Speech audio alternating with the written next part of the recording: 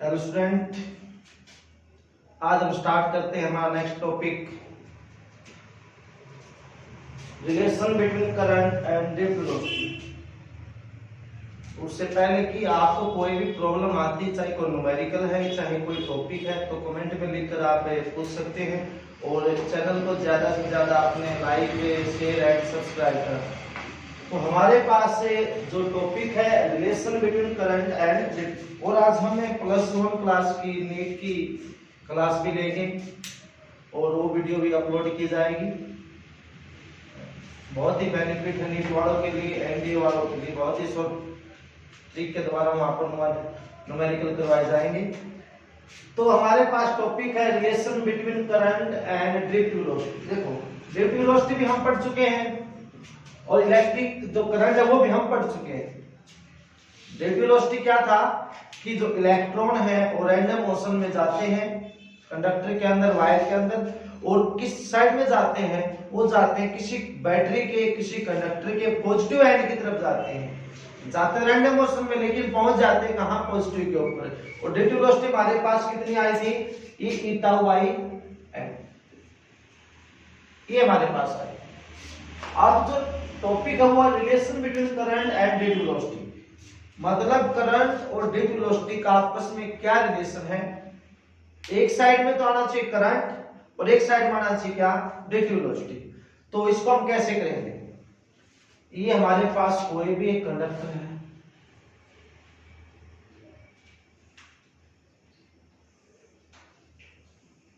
और इस कंडक्टर को हमने बैटरी के साथ कनेक्ट कर दिया, और इसका पोटेंशियल हमारे पास कितना है? V। ठीक है। और ये क्या उसका एरिया ऑफ क्रॉस सेक्शन, जिसके अंदर से इलेक्ट्रॉन पास होते हैं। ये क्या? Area of cross section. यहां से क्या पास होगा? करंट, मतलब I। और इस कंडक्टर की हमने जो लेंथ हो कितनी सपोज कर ली बेटा? L। L क्या? इस कंडक्टर की लेंथ। और इसके अंदर कौन मूव करेंगे? इलेक्ट्रॉन। कौन मूव करेंगे? इलेक्ट्रॉन। इलेक्ट्रॉन कहां से जाएंगे? From negative to positive terminal, मतलब लोअर टू हायर पोटेंशियल। और इलेक्ट्रिक फील्ड कहां होगी? इलेक्ट्रिक फील्ड आपको मैंने कई बार बता चुका हूं कि इलेक्ट्रिक फील्ड इलेक्ट्रॉन की जो डायरेक्शन होती है उसके हमेशा अपोजिट होती है। अगर इलेक्ट्रॉन इस साइड में जाएंगे तो इलेक्ट्रिक फील्ड ऐसे जाएगी, मतलब इलेक्ट्रॉन तो जाएंगे लोअर टू हायर पोटेंशियल, और इलेक्ट्रिक फील्ड कहां से कहां अप्लाई होगी? From higher to lower potential. ठीक है। इलेक्ट्रिक फील्ड क्या करती है? इलेक्ट्रॉन के ऊपर फोर्स लगाती है। अब हमने क्या करना है कि रिलेशन निकालने करंट और ड्रिफ्ट वेलोसिटी के अंदर। तो सबसे पहले हम क्या करेंगे? देखो, हमारे पास एक कंडक्टर है, तो let L be the length of conductor having area of cross section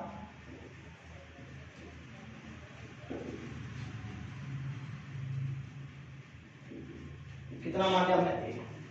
L तो क्या है कि इस कंडक्टर की लेंथ है, और A क्या? उसका एरिया। जब आपके पास लेंथ गिवन हो और एरिया गिवन हो तो यू कैन कैलकुलेट वॉल्यूम। तो नाउ वॉल्यूम ऑफ कंडक्टर कितना आ जाएगा? Area into length. इसको इक्वेशन 1 सपोज कर लीजिए। तो अब जो इलेक्ट्रॉन है वो किसके अंदर मूव कर रहे हैं? वो मूव कर रहे हैं इस कंडक्टर के अंदर।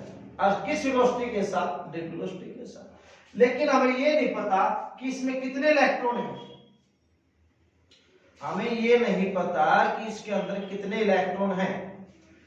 तो टोटल नंबर ऑफ इलेक्ट्रॉन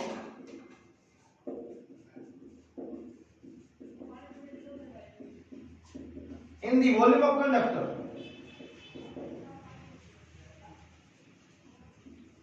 इस कंडक्टर की वॉल्यूम में कितने इलेक्ट्रॉन हैं? हमारे पास एयर तो उसकी वॉल्यूम होगी, कितने इलेक्ट्रॉन है ये नहीं पता। 1 2 5 कितने n है, तो किससे मल्टीप्लाई कर दिया हमने? n से। और यहां पर n क्या है? यहां इलेक्ट्रॉन की density, number of electron density, ये किसके इक्वल होता है? नंबर ऑफ इलेक्ट्रॉन अपॉन में वॉल्यूम, ठीक है। एन क्या होता है? Number of electron per unit volume. तो small n by capital N by number of electron per unit volume n by v, ये नंबर डेंसिटी है उस इलेक्ट्रॉन की। तो एन हमारे पास ये आ गया। अब देखिए आप कि एन क्या है? Number density of electron, number density of electron, क्या लिखेंगे? नंबर डेंसिटी ऑफ इलेक्ट्रॉन, ऐसा लिखिए। इसके equal number of electron per unit volume. ये इस कंडक्टर के अंदर कितने इलेक्ट्रॉन आ गए हमारे पास? ये। अब इन कंडक्टर के अंदर जितने भी इलेक्ट्रॉन उसके ऊपर टोटल चार्ज कितना हो गया? इस कंडक्टर के अंदर कितने इलेक्ट्रॉन है? तो इस कंडक्टर के ऊपर टोटल चार्ज क्या होगा? आपको पता है कि टोटल चार्ज क्या होता है? Q is equal to n e, Q is equal to n e. और टोटल नंबर ऑफ इलेक्ट्रॉन है कितने? ये हमारे पास। तो देखो टोटल चार्ज कितना हो गया? Q A L E into में एन, सॉरी एक मिनट, ये टोटल चार्ज कितना? N e. एन तो हमारे पास ये है, इंटू का ई, ई क्या है? Charge on electron. बोल बात समझ में आ गई? देखो हमारे पास ए तो एरिया था एल है, तो वॉल्यूम कितने? Area into line. इसके बाद हमने निकाला कि इस कंडक्टर में कितने इलेक्ट्रॉन है? एन इलेक्ट्रॉन, तो एन से मल्टीप्लाई होगी। तो इसके ऊपर टोटल चार्ज कितना हो गया? क्योंकि हमने करंट निकालना है, करंट किसके ऊपर डिपेंड करता है? चार्ज के ऊपर। तो टोटल चार्ज कितना हो गया? ए एल, हमारे पास ए एल एन तो था, जब Q इक्वल टू एन ही होता है, तो एन क्या है? टोटल चार्ज ना टोटल नंबर ऑफ इलेक्ट्रॉन कितना है हमारे पास? तो टोटल चार्ज कितना आ गया? हमने ई से मल्टीप्लाई कर दिया। अब निकालना क्या? But electric current I is equal to Q by t, charge by time. लेकिन चार्ज हमारे पास कितना है? A l e n upon में टी। एल बाई टी क्या होता है? Displacement upon time, length upon time, वो होता है वेलोसिटी। लेकिन यहाँ कौन सी वेलोसिटी लेके चलेंगे? ड्रिफ्ट वेलोसिटी, क्योंकि यहाँ इलेक्ट्रॉन का जिक्र है, तो ये कौन सी वेलोसिटी बन जाएगी? vd, यानी ड्रिफ्ट वेलोसिटी। तो I इज इक्वल टू कितना आ गया? a n e vd, कितना आ गया? a n e vd, ठीक है।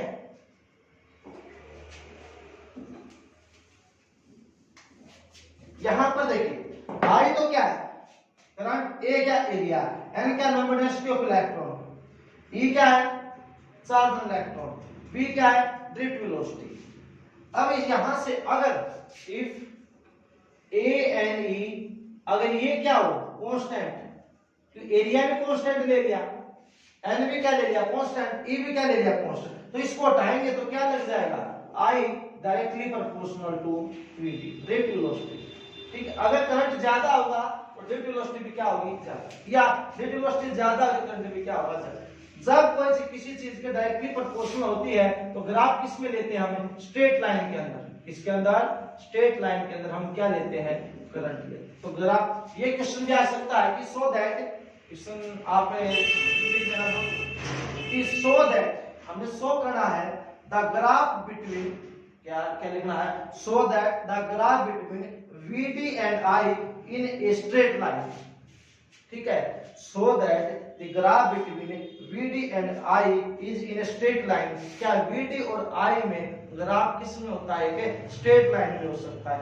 ऐसे क्वेश्चन भी आ सकता है। और एक क्वेश्चन ऐसे भी आ सकता है, वो भी लिख लेना कि so that electric current that is directly proportional to drift velocity। क्या शो करना है?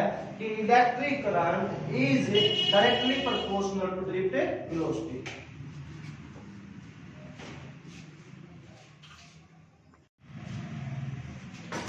आगे आता है ओम्स लॉ। आगे क्या आता है? Ohm's law. ओम्स लॉ में क्या करना? देखिए ओम्स लॉ किसने दिया था? सर साइमन ओम ने दिया था। कब? 1827 के अंदर। उसने क्या बताया था कि देखो, साइमन ओम ने क्या बताया था कि हमारे पास कोई भी एक कंडक्टर है, ये मेरे पास एक कंडक्टर है और इस कंडक्टर की लेंथ हमारे पास L है और A क्या उसका एरिया ऑफ क्रॉस सेक्शन है और इसको हमने बैटरी के साथ कनेक्ट कर दिया तो इसमें क्या फ्लो हो गया, electric current due to flow of electron ऐसे जाएंगे, ड्रिफ्ट हो जाएंगे ऐसे, और इलेक्ट्रिक फील्ड जो होगी वो हायर टू लोअर पोटेंशियल की तरफ होगी और electron lower to higher potential की तरफ होगी। उसने क्या किया, कंडक्टर लिया, कंडक्टर की लेंथ L थी और A क्या उसका एरिया ऑफ क्रॉस सेक्शन, और उसको किसके साथ कनेक्ट कर दिया, बैटरी के साथ जिसमें करंट फ्लो होगा due to flow of electron. अब हमने देखना है कि ओम्स लॉ ने क्या बताया। It was given by Simon Ohm in 1877 के अंदर। हमारे पास से देखो इलेक्ट्रॉन को फ्लो कराने के लिए हमने किसकी रिक्वायरमेंट होती है, पोटेंशियल डिफरेंस की। तो जो पोटेंशियल डिफरेंस है वो कहां लगाया जाता है, पोटेंशियल डिफरेंस हमेशा कंडक्टर के जो एंड होते हैं उन एंड के ऊपर अप्लाई किया जाता है, जिसकी वजह से इलेक्ट्रॉन फ्लो करते हैं और करंट भी फ्लो कर जाता है। अगर पोटेंशियल डिफरेंस अप्लाई नहीं करेंगे किसी कंडक्टर के एंड के ऊपर, अगर कोई पोटेंशियल डिफरेंस अप्लाई नहीं होगा तो पोटेंशियल डिफरेंस अप्लाई ना करने की वजह से इलेक्ट्रिक करंट कितना हो जाएगा, जीरो। अगर पोटेंशियल डिफरेंस जीरो है तो इलेक्ट्रिक करंट भी क्या हो जाएगा, जीरो हो जाएगा। तो इसका मतलब किसी कंडक्टर के अंदर इलेक्ट्रिक करंट को बनाए रखने के लिए अहम रोल किसका होता है, पोटेंशियल डिफरेंस का होता है। तो करंट किसकी वजह से फ्लो करता है, ड्यू टू पोटेंशियल डिफरेंस। तो क्या बताया उसने, according to this law, under the physical condition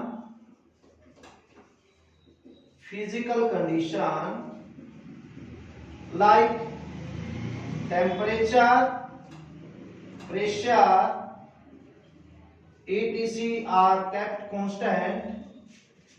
ये हमने क्या रखने हैं बेटा, क्या रखने हैं हमने, कांस्टेंट, इनको कांस्टेंट रखना है। तो देन potential difference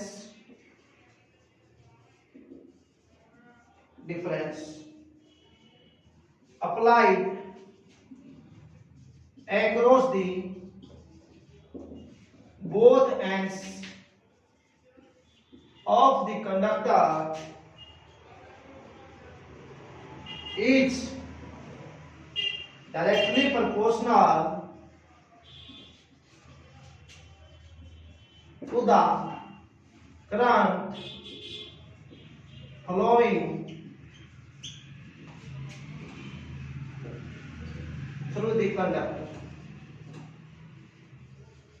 ठीक है, कि जो पोटेंशियल डिफरेंस अप्लाई करेंगे, क्या बताया उसने कि अंडर द फिजिकल कंडीशन, कुछ फिजिकल कंडीशन है जिस तरह टेम्परेचर है, प्रेशर है, इनको हमने क्या रखना पड़ेगा, कांस्टेंट रखना पड़ेगा, इनको चेंज नहीं होने देना, इसको हमने कांस्टेंट रखना है। क्योंकि टेम्परेचर को अगर टेम्परेचर बढ़ाते हैं तो इलेक्ट्रॉन का मोशन ज्यादा हो जाता है, तो इनको कांस्टेंट रखना है। तो then potential difference applied, potential difference कहां अप्लाई किया जाता है, कंडक्टर के एंड के ऊपर। जो पोटेंशियल डिफरेंस अप्लाई किया है both end of the conductor, वो क्या होगा, वो डायरेक्टली प्रोपोर्शनल होगा किसके अंदर, जो इसमें करंट फ्लो कर जाएगा, एंड वाइस वर्सा, और उसका उल्टा भी हो सकता है, V I के भी हो सकता है, I किसके हो सकता है, V के भी। तो दैट इज जो पोटेंशियल डिफरेंस है वो डायरेक्टली प्रोपोर्शनल किसके होगा। देखो ये पोटेंशियल डिफरेंस कहां अप्लाई किया, कंडक्टर के एंड के ऊपर अप्लाई किया, जिसकी वजह से उसमें क्या फ्लो करेगा, करंट। तो V किसके डायरेक्टली प्रोपोर्शनल होता है बेटा, I के। इसको हटाने के लिए क्या लगाएगा, मैं कांस्टेंट लगा दिएगा R। R is resistance of the conductor, R क्या, कंडक्टर का रेजिस्टेंस। ये क्या होता है, ये सर्किट के अंदर बहुत ही जरूरी है, कोई भी सर्किट इसके बिना कंप्लीट नहीं होगी। ये कब दिया जाता है, ये होता है, देखो आपको पता है जब कंडक्टर में इलेक्ट्रॉन चलते हैं तो उनके बीच में कोलिजन होता है, कोलिजन की वजह से उनको पास होने में थोड़ी सी प्रॉब्लम होती है, कठिनाई होती है, कोलिजन की वजह से उनका मोशन थोड़ा रुक जाता है, कुछ समस्या होती है, उस समस्या का नाम क्या रख दिया गया, रेजिस्टेंस। तो ये किसके द्वारा दिया जाता है?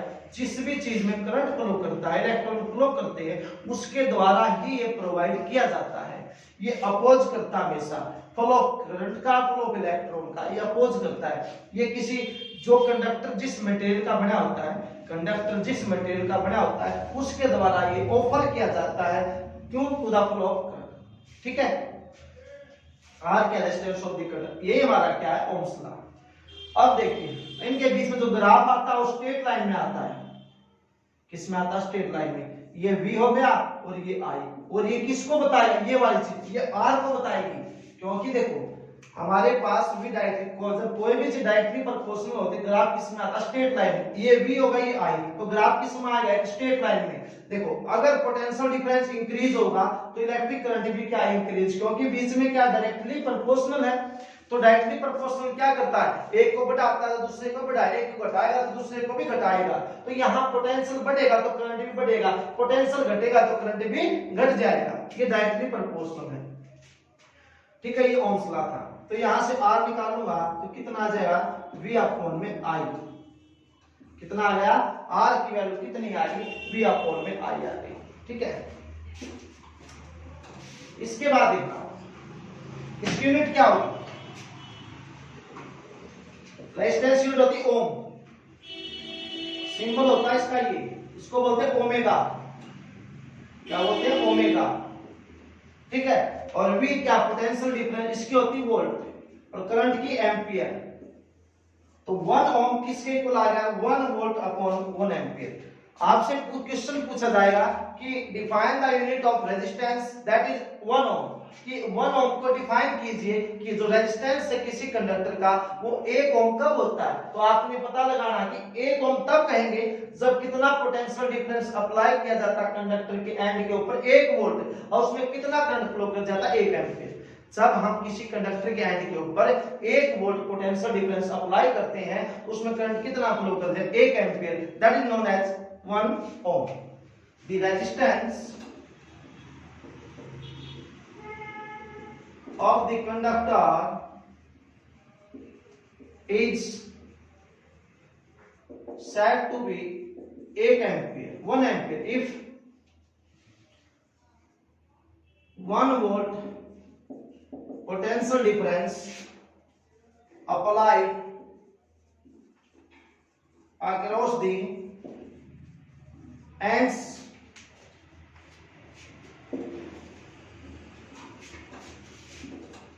of the conductor, across the ends. So then current of 1 ampere is flowing through the conductor.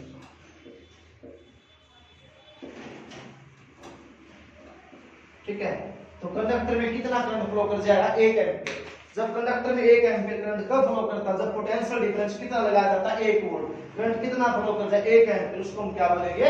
1 ओम। देखो अब आता है इसका डायमेंशन फार्मूला। देखो R is equal to V upon में I है। V क्या? पोटेंशियल डिफरेंस, और पोटेंशियल डिफरेंस किसके इक्वल होता है? Work by charge. ठीक है, पोटेंशियल क्या होता है? Work upon charge. वर्क कितना होता है? वर्क का डायमेंशन m1 L2 T-2। ठीक है, वर्क का डायमेंशन m1 L2 T-2, और चार्ज का होता है AT, और करंट का होता है A। m1 L की पावर 2 है, T की पावर नीचे 1 है, ऊपर जाके माइनस का, माइनस के 2 पर है तो माइनस के 3, और A इंटू A का स्क्वायर, A ऊपर जाके माइनस का। ठीक है, और रेजिस्टेंस को निकालने की जो ट्रिक होती है वो कैसे निकाली जाती है? देखो ये हमारे पास ऐसे है, ये हो गया V, ये हो गया I, ये हो गया R। ठीक है, ऐसे अगर हम हॉरिजॉन्टल करेंगे तो होगी प्रोडक्ट, ऐसे वर्टिकल करेंगे तो होगी उसकी आपस में डिवाइड। अब देखो V है, V किसके इक्वल होगा? देखो ये जो निकालना उसके ऊपर हाथ रख लीजिए, ये 2 शेष रहते हैं तो इनके आपस में क्या? मल्टीप्लाई। अगर मैं R निकालूंगा तो इनका क्या? आपस में डिवाइड। अगर I निकालूंगा इनका क्या? आपस में क्या है? डिवाइड है।